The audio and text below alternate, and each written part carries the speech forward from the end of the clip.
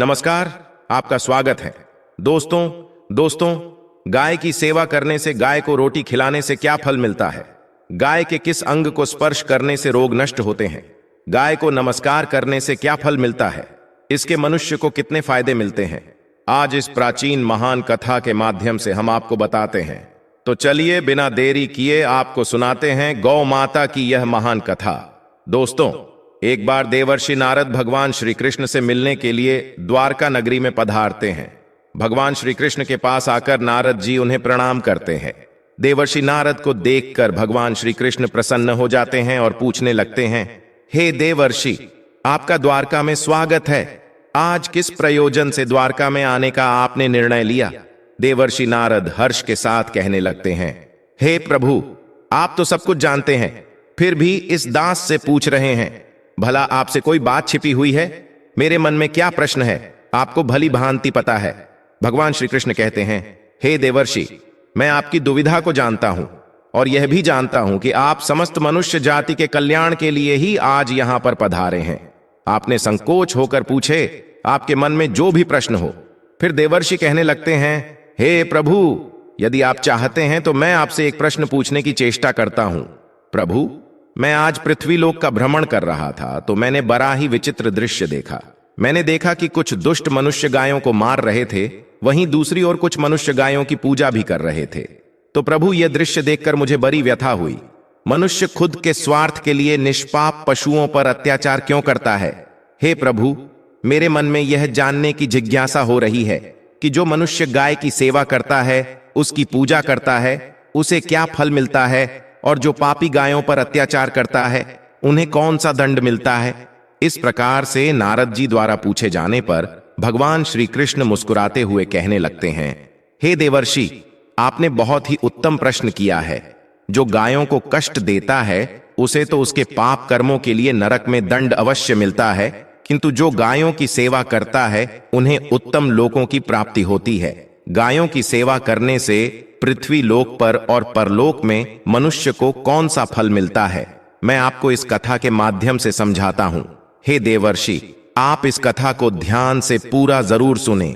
इस कथा को जो भी मनुष्य सुनता है और इसका प्रचार करता है, उसके समस्त पाप नष्ट हो जाते हैं, उसे धन धान्य की प्राप्ति होती है और मृत्यु के बाद वह मेरे धाम गोलोक में जाता है। देवर से कहने लगते हैं, हे प्रभु, यह मेरा सौभाग्य है कि आपके मुख से मुझे यह कथा सुनने को मिल रही है। मैं इस कथा को ध्यान से पूरा सुनूंगा और इसका प्रचार मनुष्यों में करूंगा। भगवान श्री कृष्ण कहते हैं, ही देवर्ष, प्राचीन काल की बात है। पृथ्वी लोक पर वैवस्वत मनु के वंश में एक दिलीप नाम के राजा हो गए हैं। महाराज दिलीप धर्म का पालन करने वाले, गुणवान, चरित्रवान तथा महापराक्रमी थे। उन्होंने धर्म पूर्वक पृथ्वी का पालन किया और अपनी प्रजा को सदैव ही प्रसन्न रखा। उनकी प्रजा सदैव उनसे संतुष्ट रहती थी। मगर देश की राजकुमारी सुदक्षिणा महाराज दिलीप की पत्नी थी। महाराज दिलीप और महारानी सुदक्षिणा बड़ी ही प्रसन्नता से रहने लगे थे, किंतु अनेक वर्ष बीत जाने के बाद भी महारानी के गर्भ से कोई संतान नहीं हुई। तब महाराज दिलीप एकांत में बैठकर सोचने लगे कि मैंने कभी कोई पाप नहीं किया है और मैंने सदैव ही धर्म के मार्ग पर चलकर ही सभी कार्य किए हैं, फिर भी मेरे किस दोष के कारण मुझे संतान प्राप्ति नहीं हो रही है? इतना सोचकर वे बहुत चिंतित हो गए। फिर उनके मन में एक विचार आया कि इस समस्या का समाधान केवल गुरु वशिष्ठ जी ही कर सकते हैं।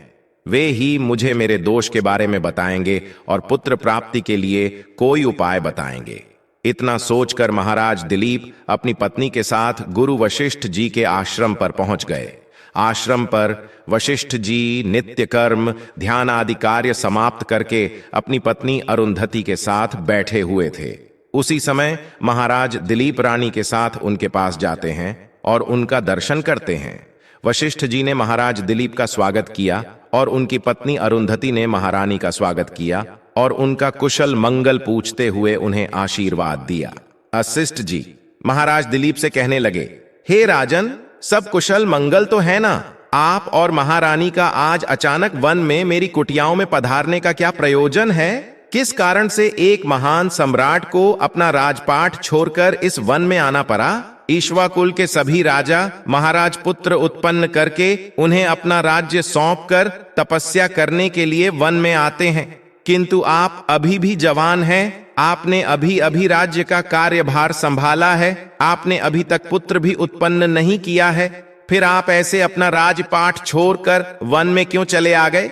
ये आप जैसे महान सम्राट को शोभा नहीं देता है। फिर महाराज दिलीप कहते हैं, हे महर्षि, मैं आपके यहां पर तपस्या करने के लिए नहीं आया हूं। गुरुदेव, मैं आपके पास सहायता मांगने के उद्देश्य से आया हूं। कृपया आप मेरी सहायता कीजिए, मैं बहुत दुख में हूं। फिर महर्षि अगस्त्य कहते हैं, हे राजन, आपके जैसे महान सम्राट को भला किस बात की सहायता चाहिए? आप तो स्वयं सभी की रक्षा एवं सहायता करने में सक्षम हैं। महाराज दिलीप कहते हैं, हे गुरुदेव, मैं आपके पास यह जानने के लिए आया हूं कि किस दोष के कारण मुझे अभी तक पुत्र की प्राप्ति नहीं हुई है। कृपया आप अपनी दिव्य शक्ति से जानकर मुझे मेरा दोष बताइए और उस दोष के निवारण के लिए उपाय भी अवश्य बताइए। पुत्र के बिना मेरा जीवन व्यर्थ हो जाएगा, मुझे मुक्ति नहीं मिलेगी। तब महर्षि अगस्त्य कहते हैं, हे राजन, ये तो आश्चर्य की बात है, मैं अवश्य आपकी सहायता करूंगा। फिर महर्षि अगस्त्य अपनी दिव्य दृष्टि से महाराज के भूतकाल को देखने लगते हैं तो उन्हें राजा की एक भूल के बारे में पता चलता है। महर्षि अगस्त्य महाराज से कहते हैं, हे राजन, आपसे एक बड़ी भूल हुई है जिसका आपको ज्ञान नहीं है।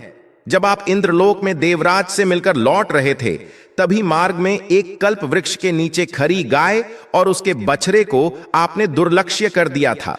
वह गाय और उसका बछड़ा अत्यंत भूखे और कष्ट में थे। आपने उस कामधेनु गाय को ना भोजन कराया और ना ही उसे नमस्कार किया। उस गाय ने आपसे सहायता भी मांगी, किंतु आप अपनी प्रसन्नता में खोए हुए थे और आपको उस गाय की पुकार भी सुनाई नहीं दी। आपकी कृतज्ञता को देखकर वह गाय अत्यंत दुखी हुई और उसने आपको श्राप दे दिया है। हे राजन, जो मनुष्य गाय को कष्ट में देखकर उसकी सहायता नहीं करता, भूखी गौ माता को भोजन नहीं कराता, उसे तो महापाप लगता है और उसी गाय के श्राप के कारण आपकी कोई संतान नहीं है। इस प्रकार से महर्षि अगस्त्य ने महाराज दिलीप को उनके दोष के बारे में बता दिया, जिसे सुनकर महाराज बहुत दुखी हुए और पश्चाताप करते हुए कहने लगे, हाँ, ये मैंने क्या कर दिया?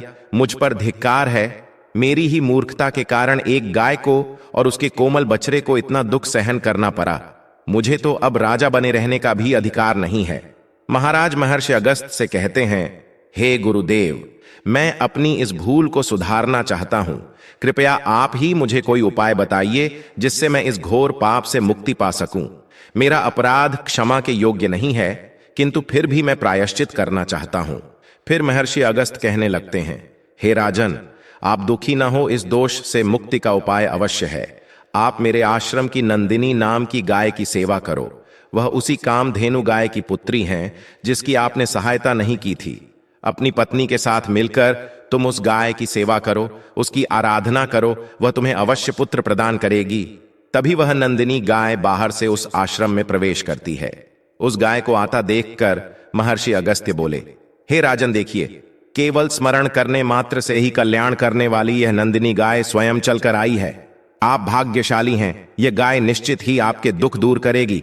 आप वन में इस नंदिनी गाय के पीछे पीछे चलकर इसकी सेवा करो, जंगल में रहने वाले हिंसक पशुओं से इसकी रक्षा करो और आश्रम में लौट आने पर रानी सुदक्षिणा इस गाय की सेवा करें। इससे प्रसन्न होकर यह गाय तुम्हें निश्चित ही पुत्र प्रदान करेगी। फिर महाराज दिलीप ने ऐसा ही करने का वचन दिया और फिर दूसरे दिन सुबह महारानी ने गाय की पूजा की और महाराज उस गाय को चराने के लिए वन में लेकर गई है। जब वह गाय चलने लगती तो महाराज उसके पीछे पीछे चलते, इधर उधर से हरी हरी घास लाकर उस गाय को खिलाने लगते। जब वह गाय किसी वृक्ष के नीचे बैठती तो महाराज भी उसके साथ बैठकर विश्राम करते।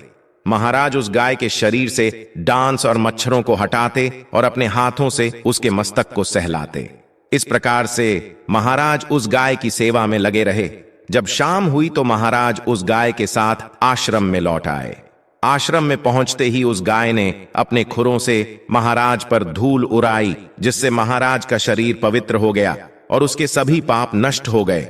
फिर महारानी सुदक्षिणा ने आगे आकर नंदिनी की अगवानी की और विधिपूर्वक उस गाय का पूजन किया तथा बारंबार उसके चरणों में मस्तक झुका या फिर उस गाय की प्रदक्षिणा करके हाथ जोड़कर वह उसके आगे खड़ी हो गई। फिर उस गाय ने उस रानी की पूजा को स्वीकार किया और रानी पर अपनी दृष्टि डालकर उसके सभी दोष समाप्त कर दिए। गाय की दृष्टि पड़ते ही रानी अत्यंत पवित्र हो गई। इस प्रकार से महाराज दिलीप को उस नंदिनी गाय की सेवा करते हुए 20 दिन बीत गए। फिर 21वें दिन महाराज जब गाय को लेकर वन चले गए तो वह गाय चढ़ते चढ़ते हिमालय पर्वत पर चली गई और महाराज भी उसके पीछे पीछे चले गए। वहां उस पर्वत पर खड़े होकर महाराज उस हिमालय पर्वत की सुंदरता को निहार रहे थे। इतने में ही एक शेर ने आकर उस नंदिनी गाय को बलपूर्वक दबोच लिया। राजा को उस शेर के आने की आहट तक नहीं हुई। उस शेर के चंगुल में फंसी नंदिनी ने दयनीय स्वर से बड़े जोर से चीत्कार किया, हे महाराज मेरी रक्षा करो, हे महाराज मेरी रक्षा करो। जैसे ही महाराज ने उस गाय की पुकार सुनी तो उन्होंने देखा कि एक भयंकर शेर ने उस गाय को दबोच लिया है और उस गाय की आंखों से आंसुओं की धारा बह रही है, जिसे देखकर महाराज व्यथित हो उठे और उन्होंने तुरंत ही अपना बाण निकाला और धनुष की डोरी पर रखा और उस शेर को मारने के लिए प्रत्यंचा खींची। उसी समय उस शेर ने महाराज की तरफ देखा। उस शेर की दृष्टि पड़ते ही महाराज का शरीर स्तब्ध हो गया, उनकी शक्ति क्षीण हो गई, उनका सारा बल नष्ट हो गया। अब उनके अंदर उस बाण को छोड़ने की भी शक्ति नहीं रही। फिर वह शेर उस महाराज से बोलने लगा, हे राजन, मेरे ऊपर प्रहार करना तुम्हारे बस की बात नहीं है, क्योंकि भगवान शिव मेरी ही पीठ पर पैर रखकर नदी पर बैठते हैं। इसीलिए तुम मुझे मारने की चेष्टा मत करो और यहां से लौट जाओ। विधाता ने इस गाय को आज मेरा ग्रास नियुक्त किया है, इसीलिए तुम इसमें दखल मत दो। मैं जानता हूं तुम सूर्य वंश में जन्मे हुए राजा दिलीप हो। इस हिमालय पर्वत पर भगवान शिव की बड़ी माया फैली हुई है, इसीलिए तुम तुरंत ही यहां से निकल जाओ। फिर महाराज बोलने लगे, हे मृगराज, कृपया आप इस गाय को न मारे।